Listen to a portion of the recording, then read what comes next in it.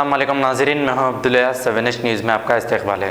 कारखाना police station हदूद में एक बिल्डिंग की दीवार गिरने से एक शख्स मौके पर ही फौत हो गया। आइए देखते हैं हमारे नुमाइंदे अकरम की ये रिपोर्ट।